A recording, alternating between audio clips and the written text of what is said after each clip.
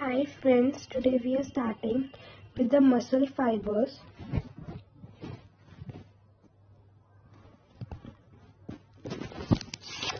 First, muscle fibers have three categories: striated, smooth and cardiac. First, in general, we are starting with the muscle fiber. Muscle fibers are also known as contractile fibers because they can contract, they can reduce their size, they can squeeze and then they can relax for the movement of the body. Muscle fibers are elongated, hence they are also known as muscle fibers. Muscle cells, like if this is a muscle cells are mostly like this. So they are elongated, so in general they are also known as muscle fibers. They helps in the movement of the body, like a body would move only when the muscle would contract and then it would again relax.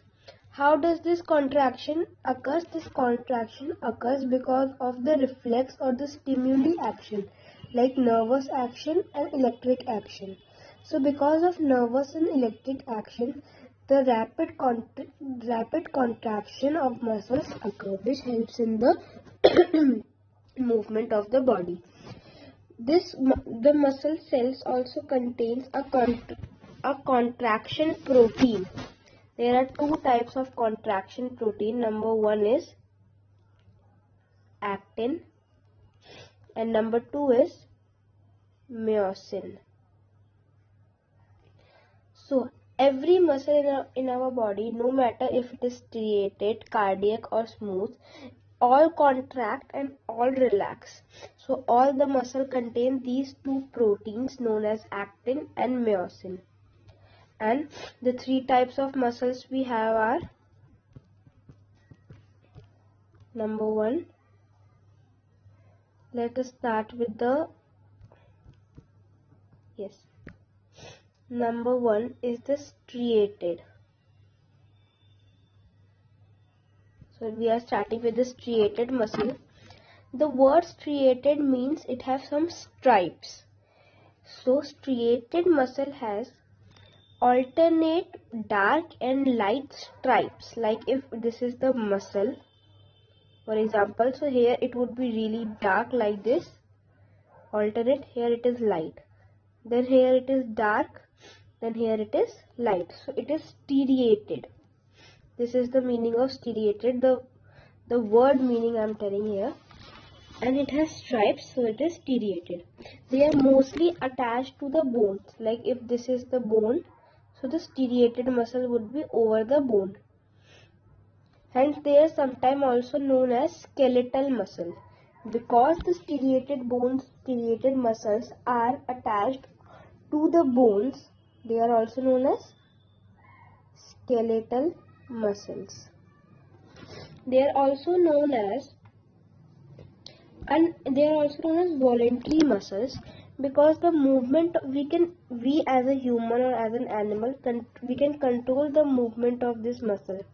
Like this muscle occur in our tongue, so we can control the movement of our tongue. It works on our will, so it is a voluntary action.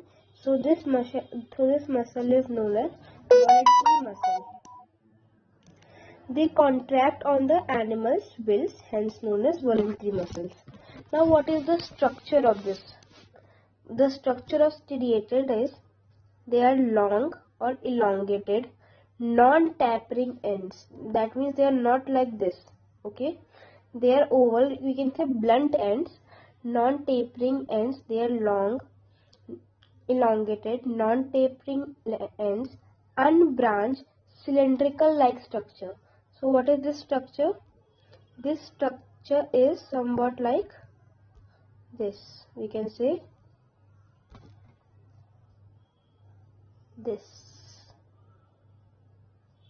It is cylindrical, unbranched, elongated structure. The fact which we have to remember here is it is multinucleate. That means it do not have a centrally placed nucleus. It has a lot of nucleus. So where does it occur? Now let us talk about the occurrence. So it occurs in the limbs. Next, we have to write all the body parts of which we can control the movement. Like we can control the movement of our limbs, so it occurs in limbs. I am writing limbs. Second, we can control the blinking of eyes, so it occurs in the eye. Next, we can control the body wall, means we can say our outer layer. Pharynx, it occurs in pharynx, and also it occurs in the beginning of esophagus. So it occurs in limbs, eyes, body wall, and in pharynx, and in the beginning of esophagus. Now, what is the basically function of this type of muscle? So these types of muscle control all the voluntary actions like the swallowing of food and breathing. Next, the function is when it is attached to the bone known as skeletal muscle, then they form the liver system. The liver system here means the movement of joints. So they form the liver system. Next up, what they are important for the blinking of eyes. So first we got here is the liver system.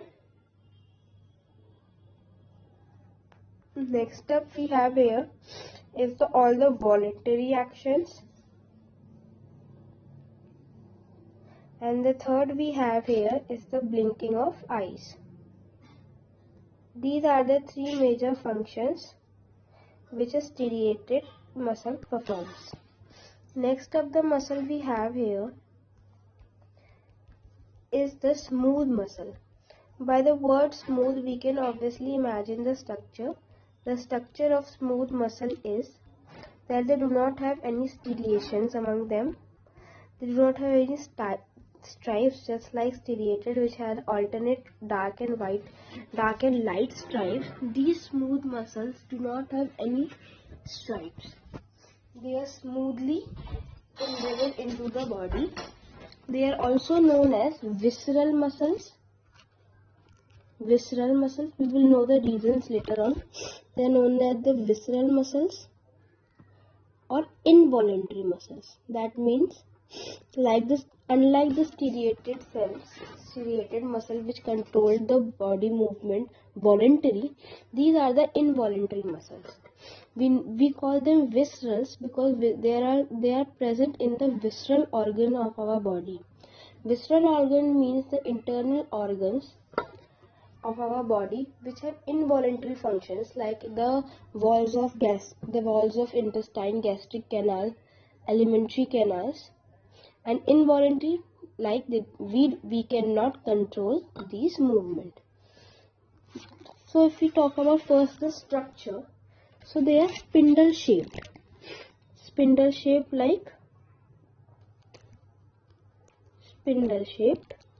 and they occur in bundles, means they do not occur singularly, they occur in bundles or sheet. So this is the one difference from the striated cell, and the other major difference is they have centrally placed nucleus like this. This is the nucleus, that's all. They are not multinucleate, they are uninucleate. They do not have any striation, the first difference. The second is they have single nucleus like uninucleate. They can work for long hours. In our body movements, like involuntary movement, after some time if we move our hand, we feel exhausted and we need to stop that movement because that is a voluntary movement done by striated muscles. But in this involuntary actions, first of all, they are not obliged to work according to our will, and also they work for long hours without getting exhausted. Like the blood continuously travels in our body, so the movement of the blood vessels or the internal any muscle cannot stop because it contains the work, or it does the works that is responsible for the living of a person. Next up they have slow and constant contraction, means the movement is slow. Like if we are eating a food, the digestion takes place, but it takes some time because it has involuntary muscles, and they do not work according to the person's will. Now, occurrence. They occurs in the hollow visceral organs like walls of alimentary canal, urinogenital tracts. There are tracts known as urinogenital tracts in which the smooth muscles occurs. They also occurs in bronchi and the iris of eyes.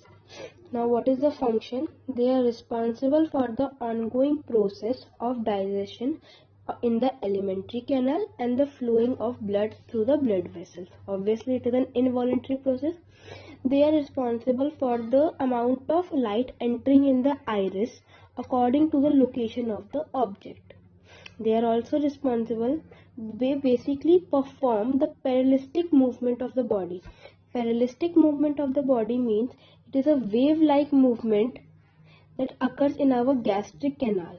Like if we eat the food, the stomach may go into the wave-like movement, which is known as parallelistic movement, and which is done by the smooth cells. Emptying the organ, like we have urinary bladder. So after a time, urinary bladder get emptied. It is because of the high ability of contraction of smooth muscle. If this is the urinary bladder, it would get emptied because the urinary bladder is constantly contracting, hence increasing the pressure of urine, and we're gonna excrete it. So high ability of contraction releases the urine, which leads to the emptying of the organ. So here we complete the smooth muscle and the striated muscle.